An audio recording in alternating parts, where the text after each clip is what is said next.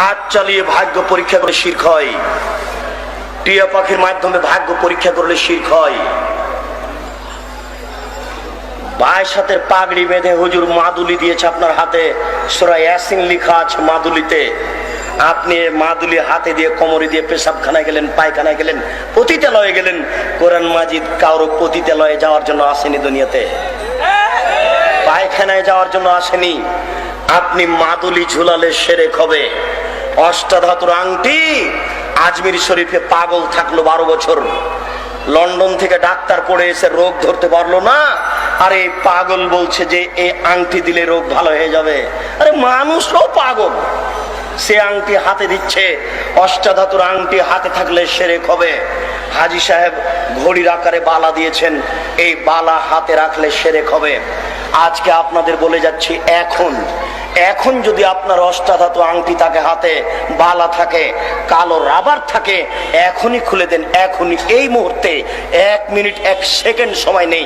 আপনি যদি রেখে মারা যান, আপনাকে জাহান্নাম যেতে হবে। রেখে মারা গেলে জাহান্নাম যেতে হবে, খুলে দিয়ে মারা গেলে জান্নাত হবে ইনশাআল্লাহ। খুলে দিয়ে মারা গেলে জান্নাত হবে ইনশাআল্লাহ। হাতে রাখা অবস্থায় মারা গেলে জাহান্নাম হবেই চূড়ান্ত। এর নাম শিরক, এর নাম শিরক।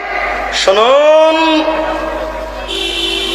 মায়ের কসম খেলে শিরক হয়, 2 চোখের কসম খেলে শিরক হয়, মসজিদে গিয়ে কসম করলে শিরক হয়, বাচ্চার মাথায় হাত দিয়ে কসম করলে শিরক হয়, ড্রাইভার ভালো তাই গাড়ি অ্যাক্সিডেন্ট হলো না, এই মন্তব্য করলে শিরক হয়, মাঝি ভালো তাই নৌকা ডুবলো না, এই মন্তব্য করলে শিরক হয়, ডাক্তার ভালো তাই বাচ্চা বেঁচে গেল, এই মন্তব্য করলে শিরক হয়, তুলসীর গাছ তুলে ফেলা যায় না, এই মন্তব্য করলে শিরক হয়, গরুকে লাথি মারা যায় না, এই মন্তব্য করলে শিরক হয়, ধানের উপর দিয়ে জুতা পায়ে দিয়ে হাঁটা যায় না, এই মন্তব্য করলে শিরক হয়।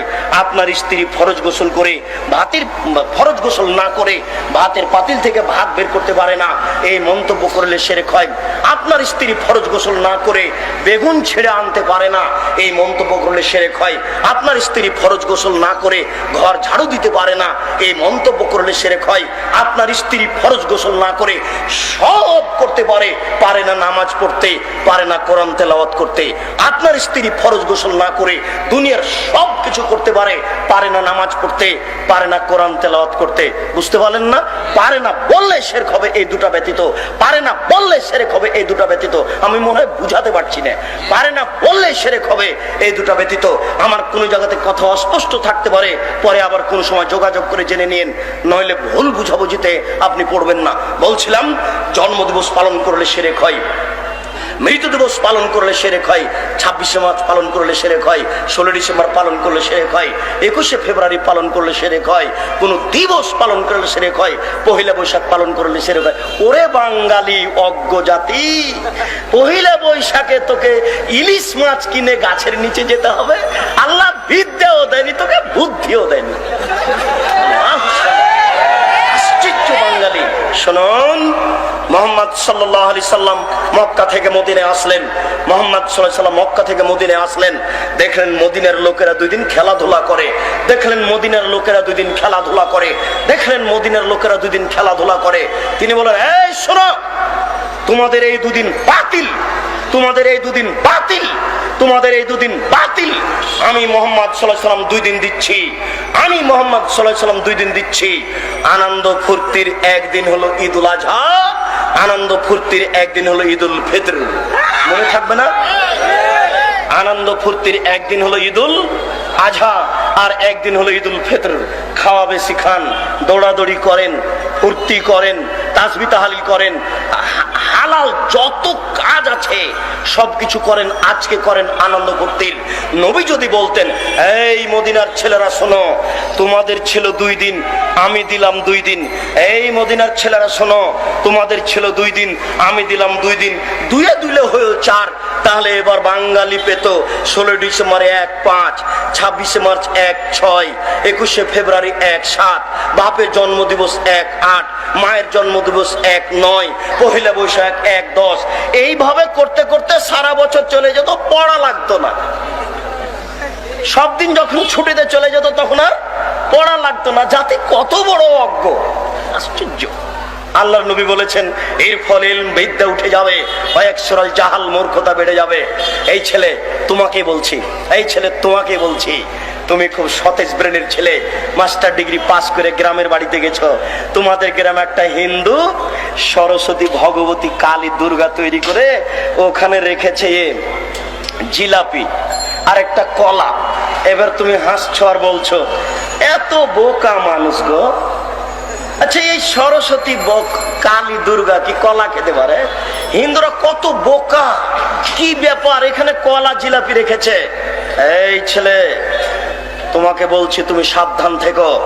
তুমি যে এখন স্কুলে এসে বলছো এই ছেলেরা, এই মেয়েরা, আগামীকাল তোমরা ফুল নিয়ে আসবা, পায়ের জুতা খুলে দিয়ে বরকতের কবরে ফুল চড়াতে হবে। তোমার মাস্টার ডিগ্রিকে কবর দিতে এসেছি, তুমি মনে রেখো। তুমি বলো সারা বাংলাদেশ কেন, সারা পৃথিবীর মানুষ যদি পায়ের জুতা খুলে দিয়ে এই বরকতের কবরে ফুল চড়ায়, তাহলে বরকতের 1 পয়সা লাভ হবে নাকি? যদি না হয় তুমি এই কাজ করলে কেন? তাহলে ওর সরস্বতী ভগবতীর কাছে কলা দেওয়া আর তোমার এই কবরে ফুল চড়ানো দুইটা সমান নয় কি? তুমি মুসলিম, তুমি মুসলিম, তুমি চিররণবীর, তুমি মরণকে করো না ভয়। তোমার ইতস্ত বোধ করা দরকার ছিল, তোমার লজ্জা বোধ করা দরকার ছিল, তোমার বিদ্যাকে মূল্যায়ন করা দরকার ছিল। তুমি বেশি না পারলে তুমি ঘুরে দাঁড়াতে, ছি ছি এ কাজ কেউ করে? এই বলে তুমি ঘুরে দাঁড়াও, বাঁচার পথ আছে। তুমি শিক্ষক হয়ে কাজ করো কি করে? সারা পৃথিবীর মানুষ যদি পায়ের জুতা খুলে দিয়ে ফুল চড়াই, বরকতের 1 পয়সা উপকার করতে পারবে না।